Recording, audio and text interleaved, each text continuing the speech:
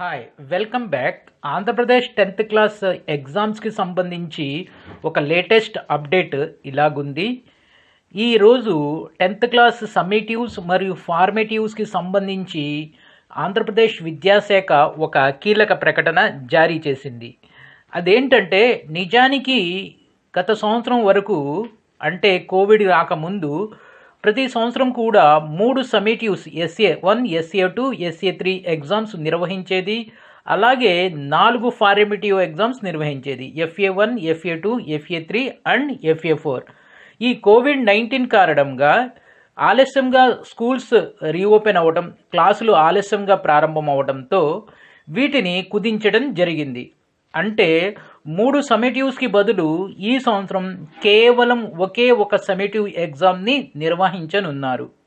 అలాగే 4 ఫార్మేటివ్స్ ఎగ్జామ్స్కి బదులు 2 ఫార్మేటివ్ ఎగ్జామ్స్ నిర్వహించనున్నారు. ఇక ఈ ఫార్మేటివ్ ఎగ్జామ్స్ అనేవి మొదటి ఫార్మేటివ్ FA1 వచ్చేసి డిసెంబర్ 15 తర్వాత, డిసెంబర్ 15 నుండి డిసెంబర్ చివరి వరకు, డిసెంబర్ 15 నుండి డిసెంబర్ 24 వరకు నిర్వహించడానికి ఏర్పాట్లు చేస్తున్నారు.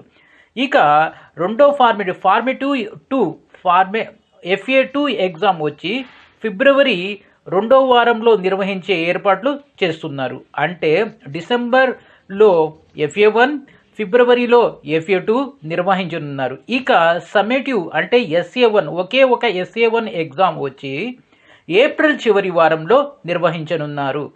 ఏప్రిల్ చివరి వారంలో సమ్మేటివ్ 1 నిర్వహిస్తే నెక్స్ట్ మే మొదటి వారంలో లేక మే 2వ వారంలో 10వ తరగతి ఫైనల్ ఎగ్జామ్స్ నిర్వహించడానికి ఈ ప్రణాళికలు రూపొందిస్తున్నారు. కానీ ఖచ్చితంగా డేట్స్ అనేవి అంటే ఫైనల్ ఎగ్జామ్స్ డేట్స్ అనేవి ఇంకా విద్యాశాఖ ప్రకటించలేదు.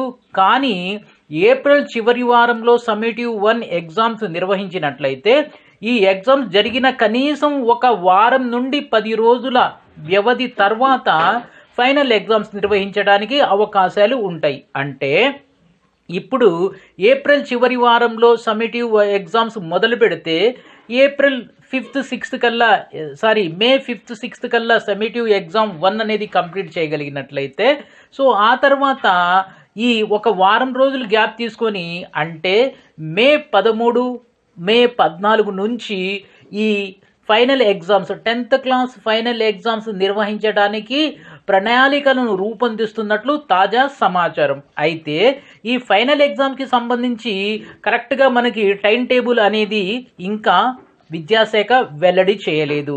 ఇక రెండో విషయానికి వస్తే ఈ ఫార్మేటివ్స్ మరియు సమ్మేటివ్స్ ఎగ్జామ్స్ రాయాలా అనేది ఒక పెద్ద డౌట్. రాయాలా వద్దా అంటే ఇది ఫార్మేటివ్స్ ఎగ్జామ్స్ కన్నా సమ్మేటివ్ ఎగ్జామ్స్ రాయడం అనేది శ్రేయస్కరం, మంచిది. ఎందుకంటే రేపు ఫైనల్ ఎగ్జామ్స్ అనేవి నిర్వహించకపోయినట్లయితే రేపు అంటే ఏప్రిల్, మేలో 10th క్లాస్ ఫైనల్ ఎగ్జామ్స్ అనేవి నిర్వహించకపోతే ఈ సమ్మేటివ్ 1 ఏప్రిల్లో నిర్వహించేటటువంటి సమ్మేటివ్ 1 ఎగ్జామ్లో వచ్చేటటువంటి మార్క్స్ని బేస్ చేసుకొని మిమ్మల్ని నెక్స్ట్ ఇంటర్మీడియట్కి ప్రమోట్ చేసే అవకాశం ఉంటుంది, పాస్ చేసే అవకాశం ఉంటుంది.